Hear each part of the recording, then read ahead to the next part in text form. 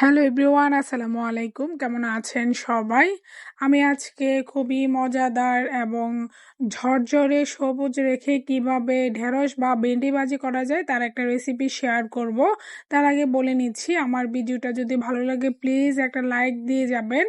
আমার ভিডিওগুলো অনেকেই দেখে বাট কেউ লাইক দেয় না, বুঝলাম না কেন এই কাজটা করে। আর ভিডিওটা আমার মনে হয় যারা সাবস্ক্রাইব করেছে তাদের চেয়ে যারা সাবস্ক্রাইব করেনি তারাই কিন্তু বেশি দেখে। তো প্লিজ আমার ভিডিওটা দেখে ভালো লাগলে সাবস্ক্রাইব করে দিবেন।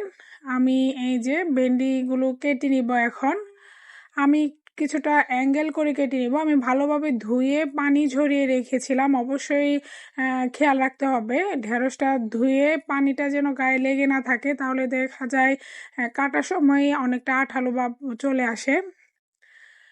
আমি এই জন্য ধুয়ে ভালোভাবে পানি ঝরিয়ে আমি কিছুটা বড় বড় সাইজ করে কেটে নিচ্ছি, কিছুটা বাঁকা করে কেটে নিচ্ছি দেখার সৌন্দর্যে। যার যার পছন্দ মতো চাইলে কেটে নিতে পারেন। আমি একই সাইজ করে সবগুলোই কেটে নিয়েছি।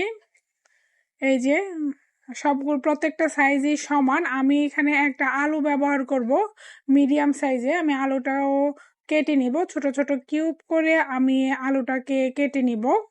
এই ভাজিটা গরম ভাত, পরোটা, রুটির সাথে খুবই ভালো যায়, খেতে খুবই ভালো লাগে।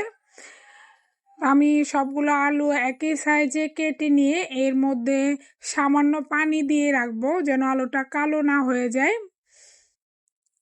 পানি দিয়ে রেখে আমি পাশে একটা প্যান বসিয়ে দিলাম চুলায়। প্যানটা গরম হয়ে আসলে আমি 2 টেবিল চামচ পরিমাণ তেল দিয়ে এর মধ্যে কোয়ার্টার চা চামচ দিয়েছি আমি জিরে, আস্ত জিরে, কোয়ার্টার চা চামচ পাঁচফোড়ন, একটা শুকনা মরিচ আমি ভেঙে দিয়েছি। সুন্দর একটা ফ্লেভার আসা পর্যন্ত আমি ভালোভাবে নেড়ে চেড়ে দিব। মশলাগুলো থেকে যখন সুন্দর একটা ফ্লেভার চলে আসবে এর মধ্যে আমি কিউব করে রাখা আলুগুলো দিয়ে দিলাম। আলুটা দিয়ে আমি কিছুক্ষণ নাড়াচাড়া করে এর মধ্যে সামান্য পরিমাণ হলুদ দিব।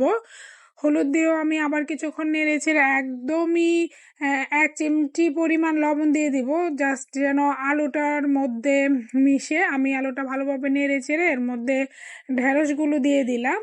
এখন আমি ভালোভাবে মিশিয়ে নিব। লবণটা আমি প্রথমেই কেন ব্যবহার করিনি বলে নিচ্ছি। তার আগে আমি মশলাগুলো দিয়ে নিই। যে আমি এখানে ½ চা চামচ হলুদের গুঁড়া দিয়েছি, কোয়ার্টার চা চামচ আমি মরিচের গুঁড়া দিয়েছি, কোয়ার্টার চা চামচ জিরের গুঁড়া দিয়েছি। আমি মশলাগুলো ভালোভাবে ঢেঁড়সের সাথে এখন মিশিয়ে নিব। মশলাগুলো ভালোভাবে ঢেঁড়সের সাথে মিশিয়ে একটা ঢাকনা দিয়ে আমি 5 মিনিটের মতো ঢেকে রাখবো। তার আগে তো আমি কিছুটা বড় করে কেটে রাখা পেঁয়াজ কুচি দিয়েছি আর 4-5টা কাঁচামরিচ ফালি করে দিয়েছি। আমি এখন ভালোভাবে নেড়ে চেড়ে নিচ্ছি, এগুলোকে আবারও মিশিয়ে নিচ্ছি। আমি এখন একটা ঢাকনা দিয়ে মিডিয়াম হাইয়ে আমি 5 মিনিট রান্না করে নিব। 5 মিনিট পর আমি ঢাকনাটা উঠিয়ে নেড়ে চেড়ে দিব যেন পুড়ে না যায়, অবশ্যই খেয়াল রাখতে হবে।